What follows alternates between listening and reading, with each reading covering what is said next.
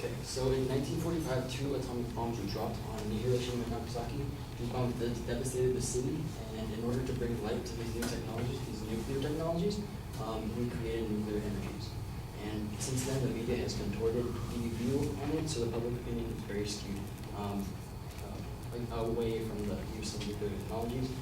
I'm here to advocate for the use of nuclear technologies and claim that the nuclear power is the most beneficial source of nuclear energy, or source of energy we have to date.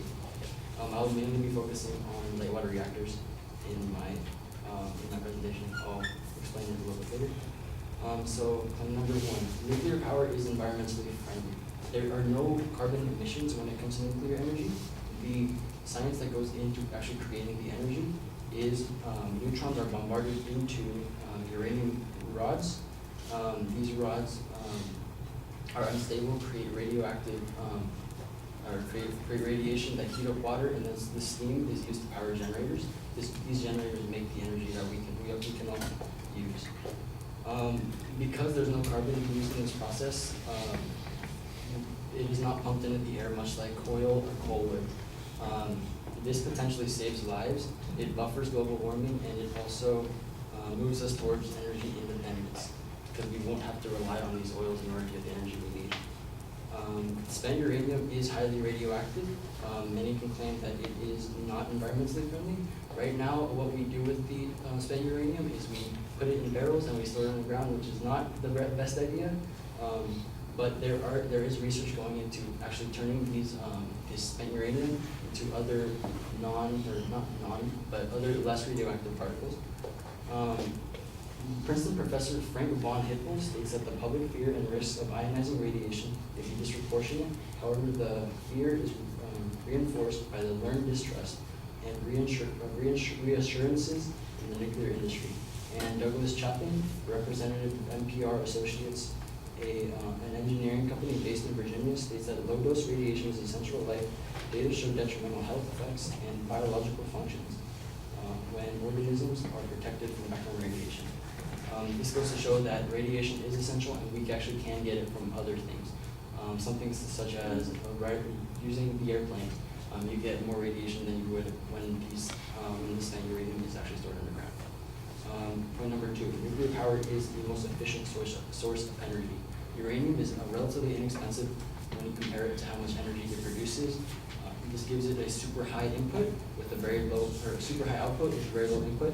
According to studies done by the European Nuclear Society, with a complete combustion or fission, approximately 8 kilowatts per hour of heat can be generated from 1 kilogram of coal, approximately 12 kilowatts per hour from 1 kilogram of mineral oil, and around 24 million kilowatts per hour from 1 kilogram of uranium-235.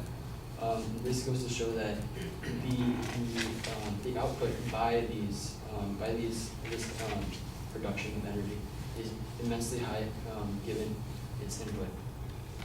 According to the World Nuclear Association, 435 commercial power reactors are available today, commercially available today, and they power around 10.8% of the world.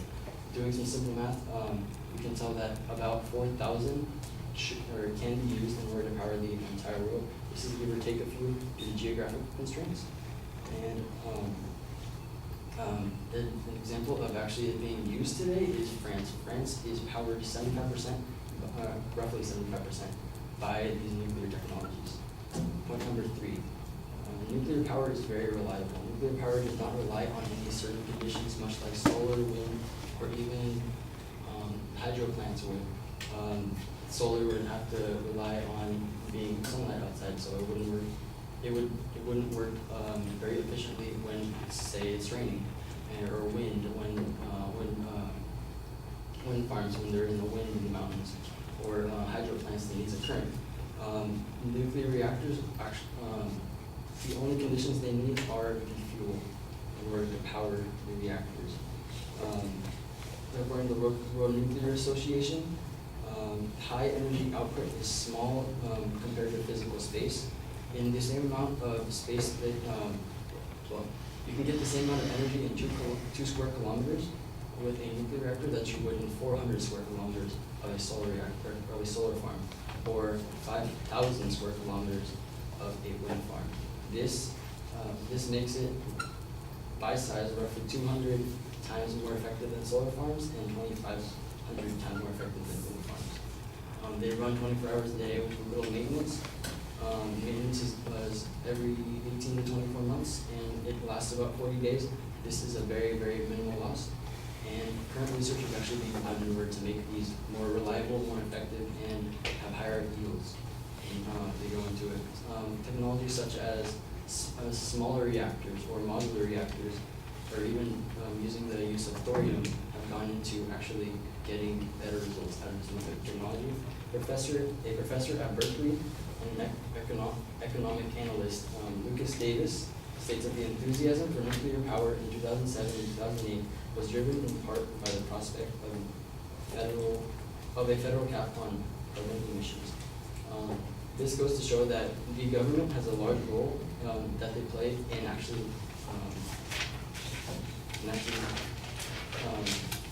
creating these nuclear reactors. They allow us to actually make them in order by their policy. So to summarize, nuclear power is the most beneficial source of energy every day. And I explained that by stating that nuclear power is environmentally friendly, it is the most efficient source of energy, and it is very reliable. Thank you.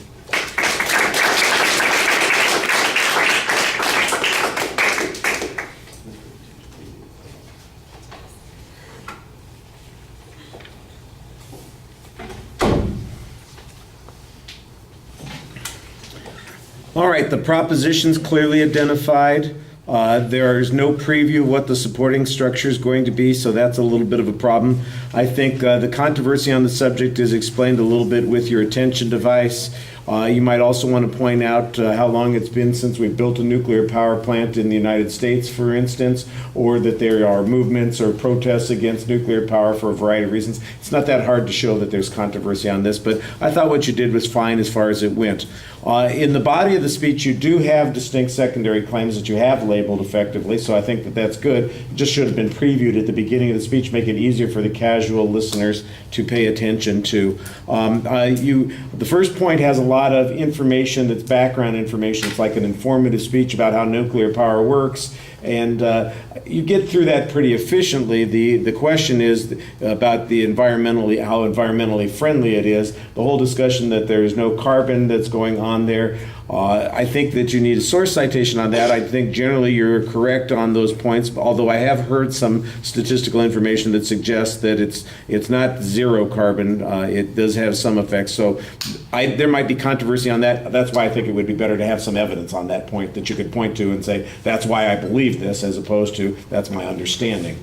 You've got some proof that you can point to on that point. On the efficiency issue, I think you do a pretty good job talking about the amount of radiation that you get from the uranium, or the amount of energy that you get from the uranium, especially when you're contrasting it to the other types of energy resources. Although the one question that comes up is, what do we have to do to be able to produce those, to utilize that uranium? Because it's not just, well, I've got this and that produces all this energy. Yeah, you've got this, but you have to do a whole bunch of things to be able to get the energy out of that. And that's where there are efficiency issues. Cost of power plants, goes up. There are regulations that have to be observed, safety issues that are considerations, a whole variety of things. I think that part of the argument gets a little bit neglected there. And that'll probably be one of the responses of the refutation speaker, to talk about those sorts of complications. The reliability issue, I think, is okay. Again, you're doing a contrast to other alternative energy resources, and I think that that's probably a good argument to make. Most of your comparison has to do with some of the